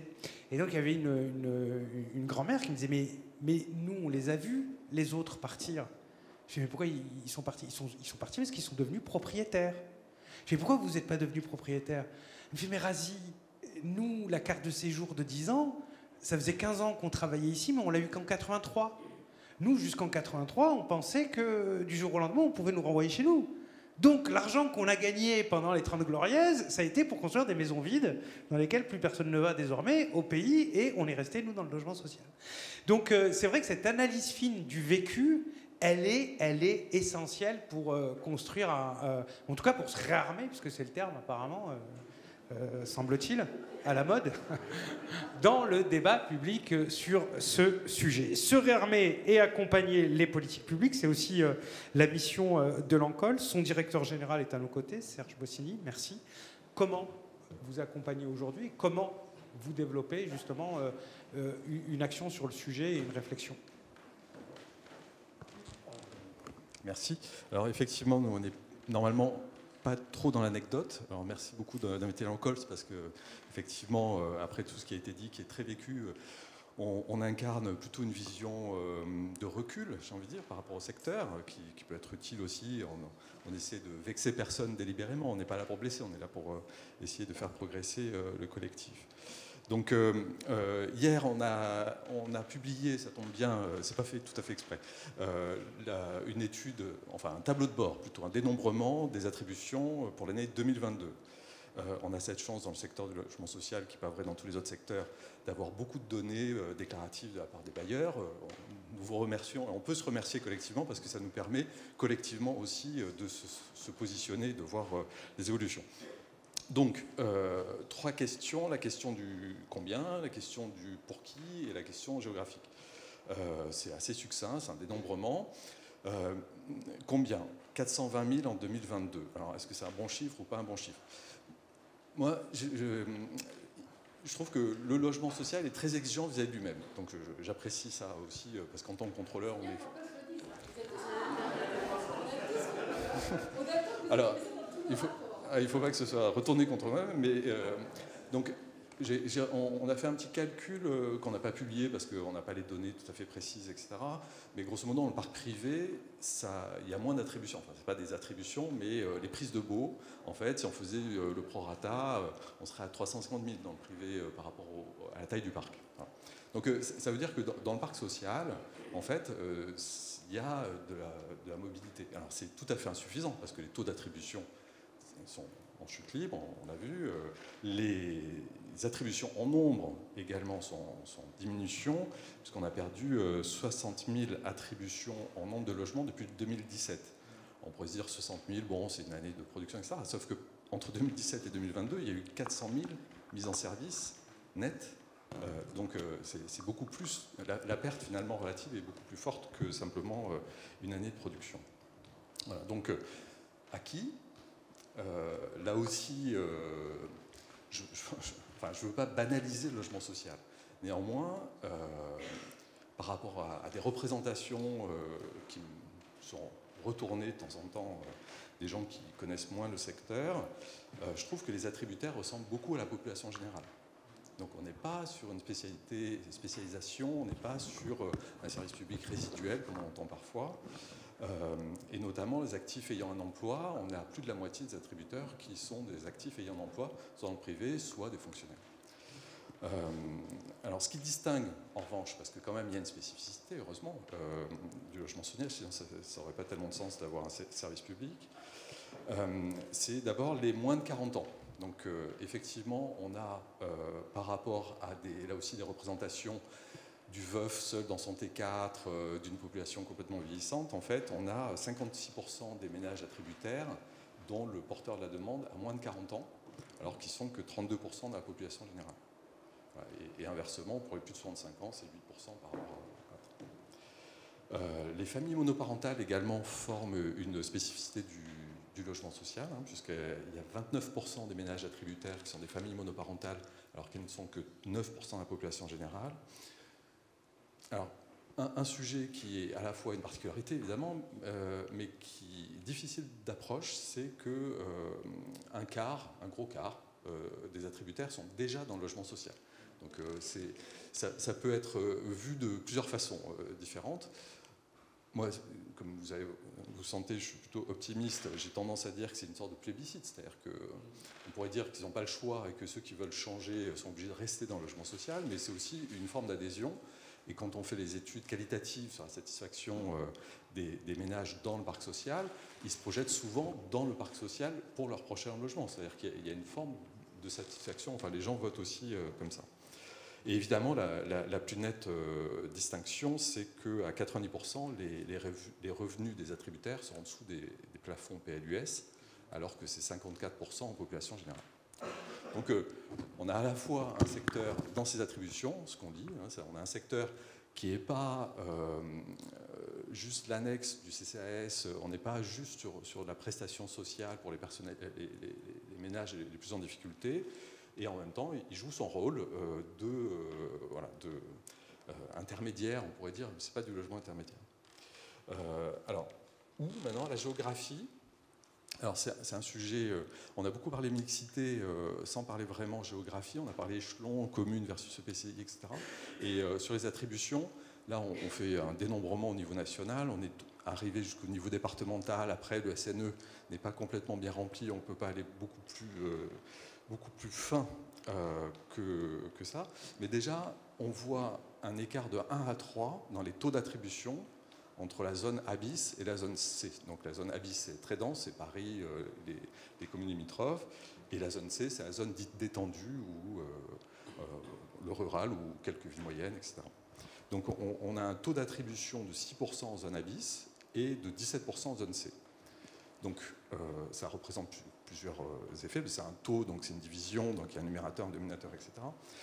La question que ça soulève quand même, en regardant le territoire national comme ça, d'avoir un indicateur qui varie de 1 à 3, et c'est encore des variations plus fortes quand on descend au département, et ainsi de suite à l'EPCI, puis à la commune, puis au quartier. Un indicateur qui varie de 1 à 3, ça veut dire qu'on a un sujet déjà au niveau national. C'est-à-dire qu'on a beaucoup parlé des problématiques locales du logement, il y a beaucoup de choses qui doivent se résoudre au niveau local, mais on a une disparité nationale qui fait qu'on doit aussi se poser la question au niveau national. Très personnellement, comme je ne viens pas du secteur du logement social, je pose plutôt la question de la localisation des emplois, en fait. Et donc, ça fait partie des perches qui ont été tendues lors de la table ronde sur le fait qu'on ne peut pas tout résoudre à l'intérieur du logement social, ni même à l'intérieur du logement. Et il y a des questions, on a parlé des discriminations, mais on peut aussi parler de la localisation de l'emploi. Et si on continue d'intensifier la localisation de l'emploi dans quelques zones d'emploi, dont on sait, alors l'Île-de-France en particulier, concentre la moitié des créations d'emplois ces dernières années, etc., on n'y arrivera pas. Donc voilà, c'est un appel aussi à tendre la main vers d'autres politiques publiques qu'il faut interroger ou voir pour certaines, comme l'aménagement du territoire, peut-être recréer. Alors, si on rentre cette fois-ci sur les questions plus fines de mixité, donc c'est pas dans l'étude des dénombrement qu'on va pouvoir les trouver parce qu'on n'a pas suffisamment de données. Donc c'est plutôt sous l'angle des contrôles. Là, c'est la version moins sympathique de l'ANCOLS. Donc nous contrôlons les bailleurs sociaux. Et ça a été évoqué par la présidente Cos aussi, notamment la question du Q1 hors QPV, c'est comme ça que nous on l'appelle, donc l'application de la loi égalité et citoyenneté, parce que si on doit donner l'intitulé exact de l'obligation, en fait, on a déjà pris 5 minutes.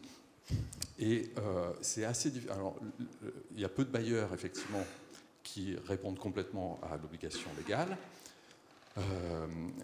Et on voit, nous qui ne contrôlons que les bailleurs, qu'en plus, souvent, les bailleurs... alors, il y a aussi des gens qui ne veulent vraiment pas y aller, hein, donc il y a aussi des bailleurs comme ça. Bon, l'ANCOLS, on est là pour les pointer du doigt, pour proposer des sanctions. Mais il y a aussi beaucoup de bailleurs qui nous répondent que tout ça, c'est à l'intérieur, justement, d'un territoire, puisqu'il y a des réservataires, il y a des communes, il y a des flux, des attributions qui ne dépendent pas que du bailleur, vous le savez mieux que moi. Voilà.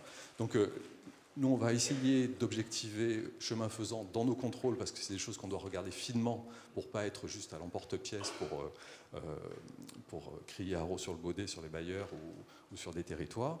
Mais voilà, si on peut simplifier de ce côté-là, ça serait bien. Voilà. Bon, je vais m'arrêter là. Merci beaucoup, Serge Bossini. Et on a beaucoup parlé aussi sur ces sujets-là, hein, dans les attributions, de la gestion en flux, et un autre flux qui est intéressant du point de vue de la mixité sociale, c'est finalement tous ceux qui, chaque année, quittent le parc social, qui sont souvent ceux qui sont les moins en difficulté. Et finalement, on a une forme comme ça de sédimentation, je déteste le terme, mais c'est celui qui me vient à l'esprit, de ceux qui sont le plus en difficulté qui restent, ceux qui peuvent s'en sortir ou qui s'en sortent s'en vont, on pourrait s'en réjouir, si ce n'est avec les années, là, le constat d'une concentration de publics qui, non pas du fait des attributions, mais de ce flux de départ de ceux qui s'en sortent et de maintien de ceux qui ne s'en sortent pas, notamment pour ceux qui sont les plus en difficulté, viennent amoindrir la mixité sociale. Vivre avec les gens, les usagers, les citoyennes et citoyens qui sont aujourd'hui dans le parc du logement social, c'est votre quotidien. Romain Biessy et David Roussel, le premier pour le CSF et puis évidemment pour la FOC pour David Roussel. Romain Biessy, je vais commencer peut-être par vous. Comment remonte ce sujet aujourd'hui dans votre discussion avec les familles? Comment vous l'abordez, notamment à travers ces très belles journées que vous avez organisées en Rhône-Alpes juste avant l'été, où il y avait d'ailleurs sur la mixité sociale une large partie des débats qui étaient destinés à l'expression de ceux qui font vivre CSF, mais y compris ceux que vous êtes censés défendre. On vous écoute et tout de suite on viendra à toi, David. Et ensuite on aura évidemment un moment d'échange. Alors merci de m'avoir introduit le sujet, parce que beaucoup de sujets ont été apportés. Je voulais apporter ma vision, enfin la vision de la CSF là-dessus, commencer par une anecdote, mais je réponds tout de suite à ta question. Comment est-ce que nous, on définit ce concept? En fait, on ne parle pas de sédimentarisation, c'est ça que tu as dit, on parle d'hémorragie sociale. Et pour aller tout de suite au cœur du sujet, nous n'arrivons pas à définir correctement dans nos rangs la question de la mixité, parce que tout de suite on tombe sur la pauvreté d'une définition qui repose que sur le revenu, et pourtant nos administrateurs sont soumis à cette question lorsqu'ils sont dans les commissions d'attribution, parce que c'est un critère objectif, donc on gère cette contradiction dans nos rangs. Mais par rapport à l'hémorragie sociale, le fait qui remonte des territoires et des familles, c'est que une famille qui est en situation d'amélioration de ses conditions se projette sur l'avenir des enfants. Et donc veut pour ses enfants un bagage culturel, un avenir meilleur. Et le premier endroit qui est observé par les familles pour savoir si elles restent ou pas sur un territoire, c'est la qualité de l'offre scolaire. Et là, je te rejoins tout à fait, Emmanuel, dans ton discours introductif. Vous, bailleurs sociaux, nous, usagers du patrimoine social, tant que nous n'aurons pas le rectorat en face de nous et que nous ne pourrons pas avoir une conversation sérieuse sur la question de la qualité de l'offre scolaire, nous serons de toute façon confrontés à cette stratégie des acteurs qui se décline sur en fait, le concept d'hémorragie sociale.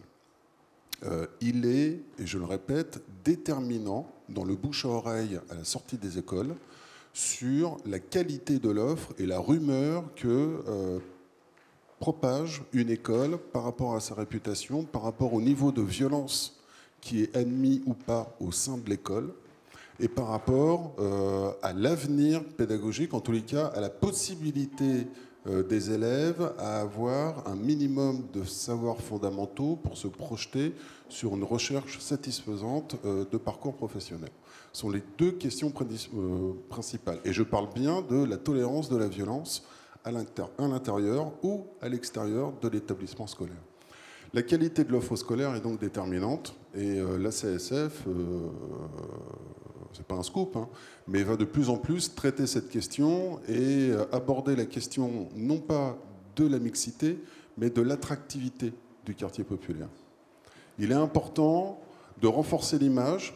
On l'a dit à l'introduction, on a une identité sociale par rapport à son lieu d'habitation, donc on a une projection. Et donc il faut donner envie aux autres de venir vivre chez soi. Et là même, nous allons nous interroger, est-ce que les familles des quartiers populaires sont vouées à avoir un effort supplémentaire que d'autres corps sociaux qui construisent la gentrification, et lorsqu'ils arrivent dans un territoire, font en sorte que ce soit les dernières arrivées et que l'accueil n'est pas tout à fait ouvert, comme par exemple des programmes électoraux qui disent non au logement social. Pourquoi est-ce que les familles populaires devraient donner plus envie aux autres de venir chez elles que les autres? Bon, c'est une polémique, mais ça interroge. C'est bien là où tu posais, toi, la question. Tous les efforts sont portés, en fait, sur le tissu de solidarité que représente le logement HLM. Et puis là, je reviens un petit peu sur les points d'intervention que je voulais développer. On le traite d'une manière et d'une autre, mais nous sommes depuis 30 ans dans une gestion de la pénurie.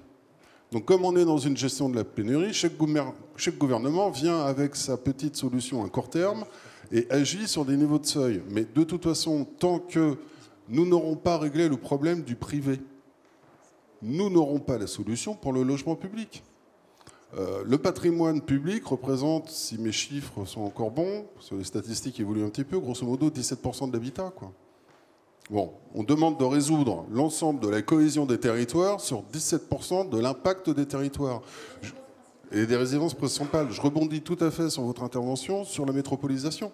Oui, concentrer tous les emplois au même endroit, la surface pour produire de la productivité, de toute façon, nécessite moins d'espace que pour donner un logement décent aux habitants. Donc on aura toujours une problématique à trouver de l'espace suffisant pour faire de l'habitation à proximité des emplois s'ils se concentrent dans tous les emplois.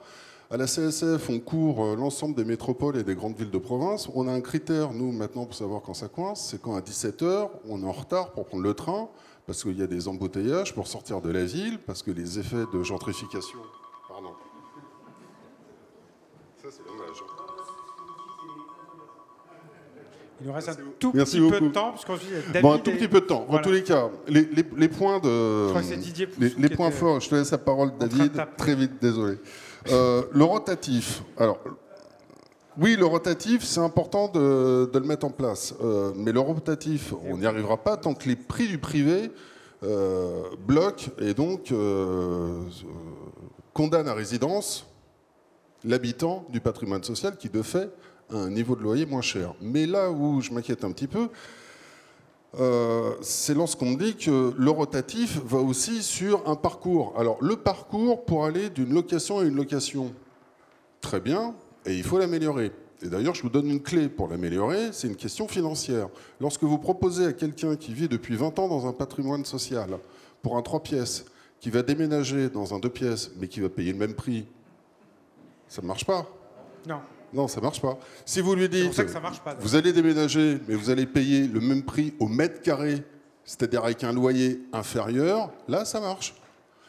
Et la trésorerie du bailleur doit être équilibrée. Et pour être équilibrée, lorsqu'on est dans l'autofinancement, c'est-à-dire quand on finance nous-mêmes par les loyers la mécanique de trésorerie du bailleur, ça ne marche pas. Et d'ailleurs, dans les années des 30 Glorieuses, ça marchait parce qu'il y avait la solidarité nationale et que l'État donnait de l'aide à la pierre, c'est-à-dire de l'argent qu'on ne rembourse pas.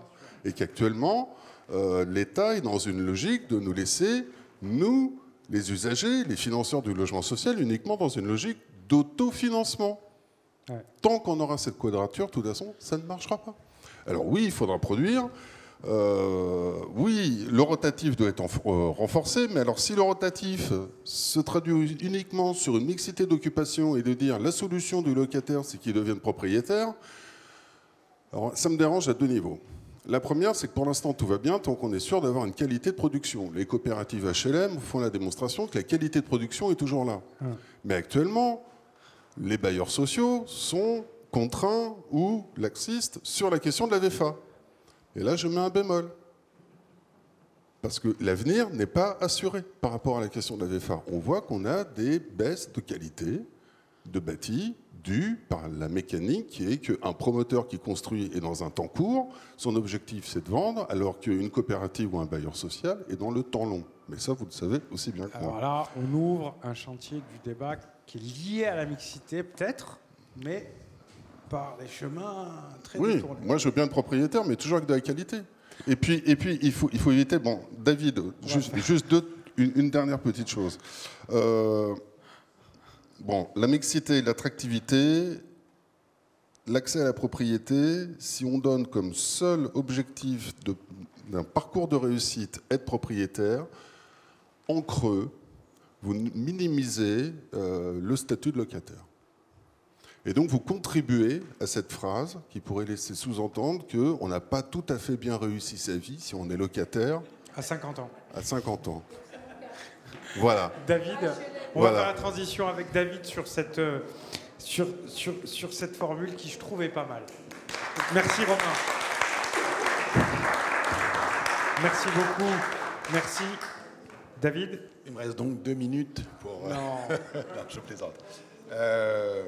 Écoutez, je posais mon pense-bête là, puis je n'aurai sûrement pas le temps de tout traiter, mais c'est pas très grave.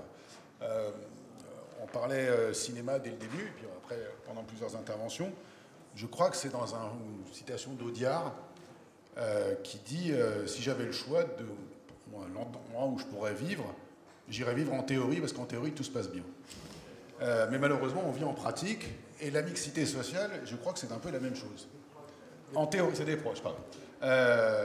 En théorie, on est tous pour. C'est une priorité, des politiques publiques, un discours... mais quand on gratte un peu, ça devient tout de suite plus difficile. D'ailleurs, qu'est-ce que c'est la mixité sociale? Petit problème de définition. Comme disait Camus, mal nommer les choses, c'est ajouter au malheur. Et il faut bien nommer ce que c'est que la mixité sociale. Est-ce que c'est par catégorie socio-professionnelle, par revenu, par patrimoine, par bagage ou niveau éducatif, par couleur de peau? Il y a de multiples manières, de multiples critères qui la constituent, chacun méritant d'être en plus pris en compte et pondéré. Une fois qu'on a listé les critères, il faut les mesurer. Et il faut avoir les bons instruments de mesure. Effectivement, la voie de l'école nous montre des choses, mais ne dit pas tout non plus du patrimoine et de tous les critères que j'ai listés, et je ne les ai pas tous listés. Et puis il y a un problème d'échelle. À quel niveau on les mesure? Quel est le bon degré? L'Île-de-France, franchement, au niveau mixité sociale, il y a ce qu'il faut.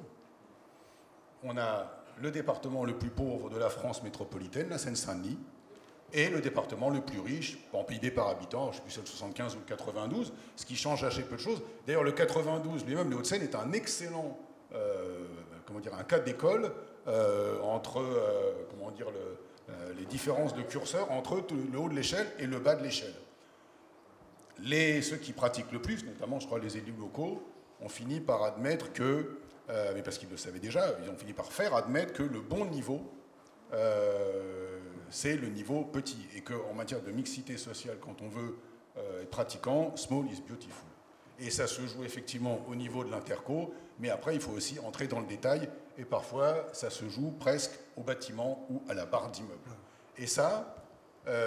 il faut être un élu local pour le comprendre, et pour le savoir, et pour le faire partager aux autres, parce que ça ne va pas de soi, ça se base sur des expériences empiriques.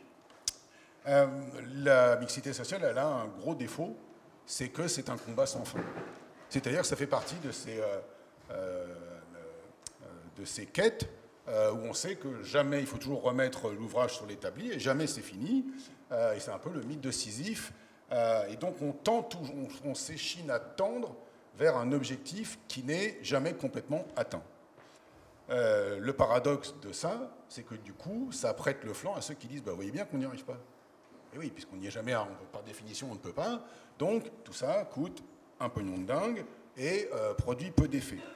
Ce discours-là, il a toujours existé, mais il était relativement marginal dans la société. Je dois vous avouer que je nourris quelques inquiétudes parce que je pense qu'il y a des vents mauvais qui soufflent dans la société et notamment dans le débat public quant à la mixité sociale. La petite musique qui tend à dire que donc ça coûte beaucoup d'argent, ça ne produit pas d'effet et qu'il vaudrait mieux être propriétaire, elle a, je trouve, reçu un écho tout à fait déplaisant lors des émeutes de l'été dernier, où on a vu se répandre des discours qu'on penserait franchement dignes d'un bistrot, tenus par des gens qui, a priori, n'ont pas forcément une connaissance très fine de tout ça, mais qui nous expliquaient que on a mis des milliards là-dedans et que ça n'a pas marché. La preuve, c'est qu'il y a eu des émeutes urbaines. Il peut y avoir aussi des gens très intelligents dans les bistrots. Pardon ? Il peut y avoir des gens très intelligents aussi dans les bistrots. Oui, qui tiennent ce discours-là, oui, malheureusement. Mais non, mais je ne dis pas qu'ils le font tous par bêtise. C'est d'ailleurs, si c'était que les gens bêtes qui tenaient ce discours, on serait moins concernés. Mais voilà, tout à coup, des gens ont fait le bilan, naturellement catastrophique, de la loi SRU. Franchement, les praticiens savent à peu près que la loi SRU, son principal défaut, c'est de ne pas être appliquée partout. Mais que pour le reste, elle a non pas entraîné une révolution hypothétique, mais elle a amélioré la situation et les conditions de vie de millions de personnes, et tout le monde ne peut pas en dire autant. Même si on ne va pas chercher du côté des adversaires, il y a un certain nombre de discours et de politiques publiques qui ont été mises en place qui posent question et sur lesquelles ça vaut le coup de s'interroger. La survalorisation du statut de propriétaire. On a déjà évoqué tout à l'heure, je ne vais pas revenir dessus, mais je rappelle quand même qu'en 2007, on a mis en place un truc incroyable, c'est-à-dire que les intérêts d'emprunt étaient payés, étaient donnés droit à un crédit d'impôt. Or, en finances publiques, les règles sont simples, les crédits d'impôt des uns sont payés par les autres. Et donc, cet argent public-là, pour que des gens accèdent à la propriété, il était payé par d'autres, y compris par des locataires. Bon. Du reste, sur la survalorisation du statut de propriétaire, il y a toujours... Il faut que je fasse plus court. Il faut conclure. D'accord, je vais conclure. Je vais peut-être faire une parenthèse qui n'a pas été dite. Je trouve qu'il y a... je vais battre ma coulpe et reconnaître que le discours de méfiance à l'égard de la mixité sociale se développe aussi, y compris dans les catégories populaires. Il faut le reconnaître. Je le dis là d'autant plus tranquillement qu'on est entre nous. C'est pas que c'est désagréable, mais c'est vrai que beaucoup de gens tendent à vouloir échapper aux contraintes du collectif. Toute la société les y invite. Regardez les publicités pour les vacances, pour les hôtels ou quoi que ce soit. On vous montre systématiquement des endroits déserts. Les pyramides d'Égypte, désertes. Machu Picchu, désert. Cet hôtel, cette plage, désert. Et si tout ça est fait, c'est pas par hasard, parce que les publicitaires savent bien que c'est ça que les gens cherchent. Ils cherchent à s'isoler du reste pour être un peu tranquille. Donc tout ça pèse sur nous, mais il faut qu'on ait quand même une chose en tête. C'est que, le bilan n'est pas négatif. 2, on ne peut pas demander résoudre la question de la mixité sociale à la question du logement. Tant que les questions allez, soyons fous, de services publics, de transport, d'école, ça a été dit, et même, je risque le terme, les questions de sécurité, tant que ces questions-là ne sont pas prises à bras-le-corps, et y compris avec des moyens, la question du logement ne peut pas résoudre à elle toute seule ce que la société ne peut pas faire. À l'inverse, elle en est plutôt le réceptacle. Du coup, et je conclus par là, comme ça, Razi sera content,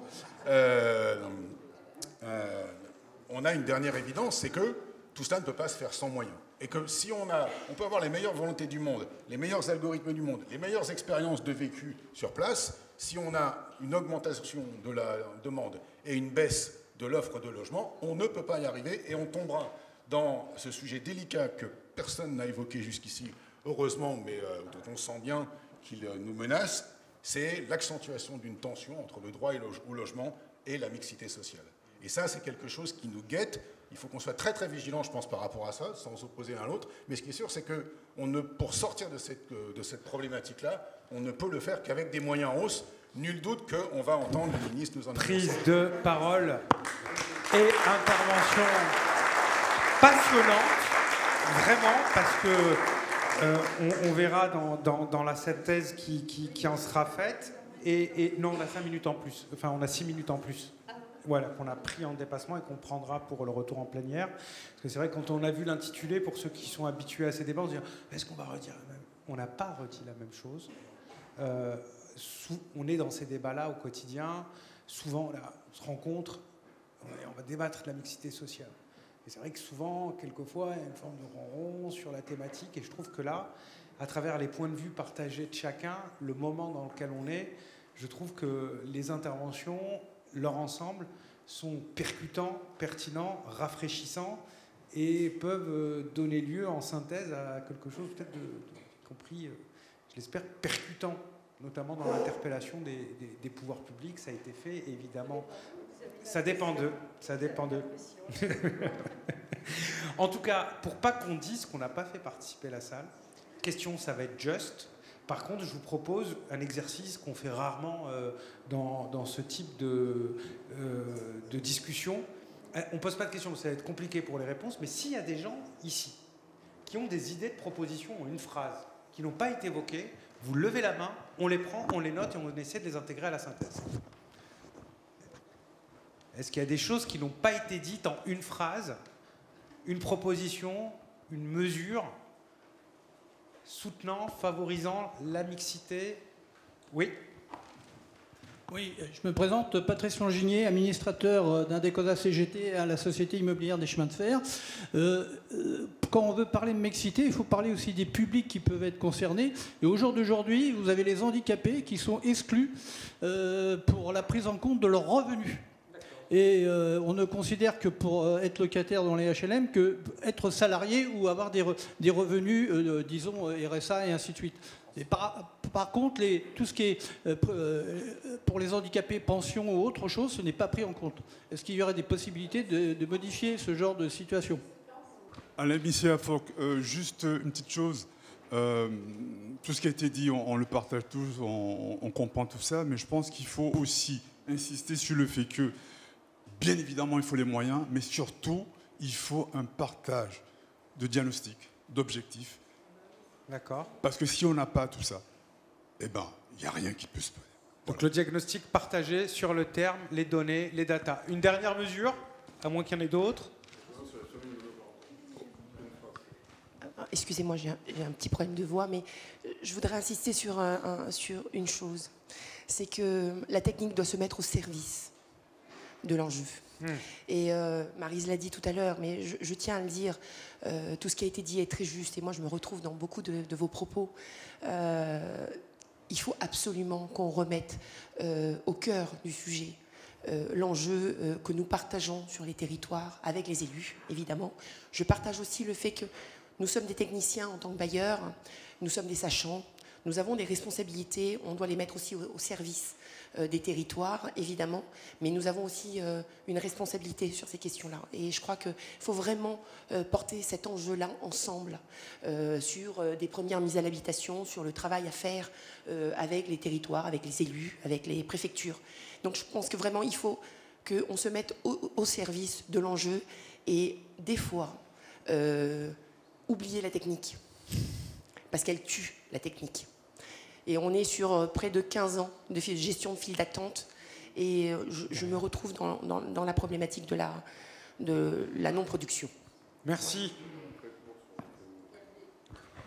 Oui, une suggestion, c'est simplement comme on a des quartiers qui sont sous tension et qu'on a des villages en déshérence, c'est de créer des jumelages entre des quartiers et des villages. C'est terrible de voir ces villages qui s'effilochent, qui ont connu des grands poètes français, etc. Et il y a un potentiel là qui peut attirer des jeunes, acheter une maison à 1 euro, une bergerie, et toutes les semaines, un jeune en insertion avec un fourgon, approvisionner le quartier. Ça produit des liens et ça permet de... Il faut que l'air passe entre les gens qui s'aiment, l'air et le soleil. Deuxièmement, on me l'autorise, et donc considérer le quartier comme une entreprise virtuelle, non pas stimuler à droite et à gauche des petits gars qui vont se mettre en auto-entrepreneurs, mais voir que dans les quartiers, il y a une constellation d'individus qui sont des gens de compétences reconnues. Il y a même quelqu'un qui a dit qu'ils étaient indispensables. Et donc considérer comme une entreprise virtuelle et d'aller donc prospecter autour avec une école de commerce.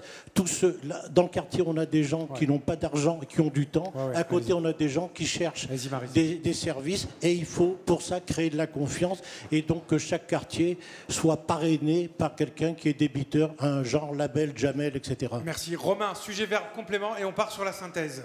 Oui, l'injustice flagrante des familles monoparentales, c'est qu'avant-guerre, il fallait un revenu pour payer un logement familial. Après-guerre, il faut 2 revenus pour payer un logement familial. Lorsqu'on est en famille monoparentale, nous n'avons qu'un seul revenu. À prendre en compte. C'est une adaptation. Merci à toutes et à tous. Vous pouvez vous applaudir. Merci. Merci à nos deux rapporteurs.